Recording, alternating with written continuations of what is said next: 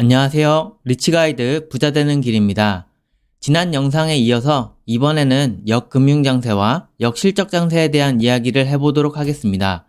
그리고 끝에는 2024년 장세에 대한 개인적인 의견을 말씀드려 볼게요. 역금융장세는 실적장세 뒤에 이어지는데요. 기업들의 실적이 좋아져서 생기는 인플레이션을 잠재우기 위해 금리를 높이게 됩니다. 이건 2022년에 우리가 겪었었던 일이죠. 물가 상승률이 너무 높은 나머지 우리 생활 속에서도 식당에 가면 먹는 밥값이 10,000원이 되는 시대가 왔죠. 각국 정부는 이를 잡기 위해 대대적으로 금리 인상을 시작했습니다. 역금융 장세에서는 경기는 양호하지만 주가는 떨어지게 됩니다. 금리가 오르기 때문에 투자자들도 굳이 위험 자산에 돈을 넣지 않고 예금이나 적금과 같은 은행을 찾아가게 됩니다. 그 결과 시장에는 유동성이 감소하게 되고 이에 따라 주가 하락이 일어나게 되는 것이죠. 이러한 역금융 장세에서는 기업들의 실적은 여전히 좋기 때문에 기대감 역시 여전합니다. 그래서 주가가 하락하면 저가 매수 찬스라고 생각하고 달려들어서 반등을 시도하기도 하지만 재차 하락하는 형태를 보입니다. 역금융 장세라고 판단이 되면 하락으로 가는 출발점이기 때문에 주식 비중을 줄여놓는 것이 올바른 판단이라고 볼 수 있겠습니다. 돌이켜보면 2022년이 금리 인상기여서 역금융장세라고 보여지는데 그때 시장을 보는 눈이 있었더라면 좋았을 텐데 하는 약간의 아쉬움이 남습니다. 마지막 역실적장세는 말 그대로 기업들의 실적이 악화되는 국면입니다. 이론에 따르면 2022년의 역금융장세에 이어서 2023년부터 역실적장세가 나타났어야 하는데 그러지 않았습니다.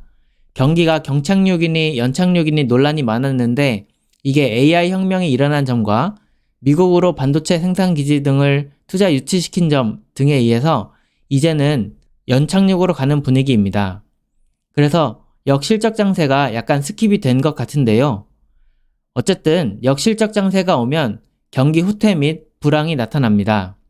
제조업 같은 경우에는 실적 장세에서 투자 등을 통해서 생산시설 등이 확충이 되어 수요가 충족될 때까지는 실적이 올랐겠습니다.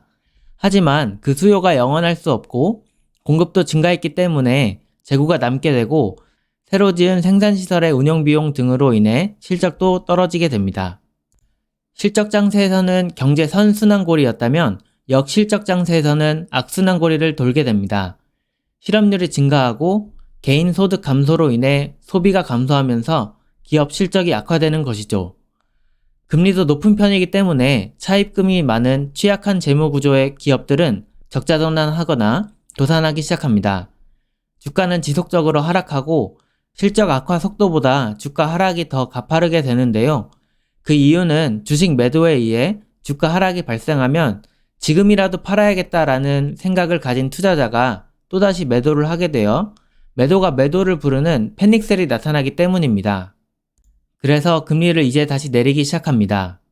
이후에 경기가 살아나기 어려운 국면까지 발전하게 되면 정부가 재정 지출과 각종 부양책을 펼치는 금융장세로 이어지게 됩니다. 정리하자면 기업 실적 악화, 투매에 가까운 주가 하락, 금리 하락이 역실적 장세의 특징이라고 할 수 있겠습니다. 이때는 우량주의 매입 찬스라서 평소에 좋게 보고 있던 우량주가 있었다면 줍줍해 나가면 되겠습니다. 이 시기에 투자자들이 많이 하는 실수 2가지가 있는데요. 첫 번째는 주가가 거의 바닥에 왔는데 역실적 장세 마지막에 투매가 일어나는 것을 참지 못하고 팔아버리는 것이고, 두 번째는 바닥을 치고 이제 반등을 하려고 하는데 조금만 반등했을 때 팔아버리는 것이라고 합니다. 참고하시면 좋을 것 같습니다. 2024년 3월 현재는 실적 장세라고 보여집니다. 실적 장세에서는 금리가 오른다고 하지만 앞으로는 금리가 낮아지니까 실적 장세가 아니라고 말씀하실 수도 있겠습니다. 하지만 이것은 코로나라는 특수한 상황이 2019년에 발생한 것 때문이고 그때 말도 안 되게 돈을 풀어서 발생한 인플레이션을 바로잡기 위해 현재까지 온 것입니다. 따라서 금리의 방향은 이 이론과는 다를지라도 AI 혁명에 기반을 둔 실적 장세라고 보는 것이 맞지 않을까 생각합니다. 실적 장세에서는 당연히 실적이 좋은 기업에 투자하는 것이 좋기 때문에 현재 주도주로 꼽히는 엔비디아, 일라이 릴리와 같은 종목에 올라타는 것이 좋을 것 같습니다. 다만 주가가 2023년 10월부터 쉼없이 올라온 부분이 있어서 단기적인 주가 조정은 있을 수 있겠습니다. 반면에 실적이 안 좋을 것으로 꼽히는 종목에는 잠시 투자를 보류하는 것이 좋을 것 같습니다. 이러한 실적 장세 이후에는 역금융 장세가 오는 것이 일반적이지만 금리 인하가 예정되어 있으므로 향후 유동성 장세가 예상이 됩니다.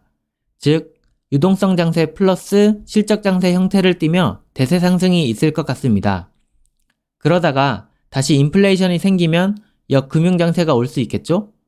그땐 아무리 실적이 좋다고 하더라도 주식 비중을 줄이는 것이 좋아 보입니다. 네, 이상으로 2부 영상 마치겠습니다. 끝까지 영상 시청해주셔서 감사합니다.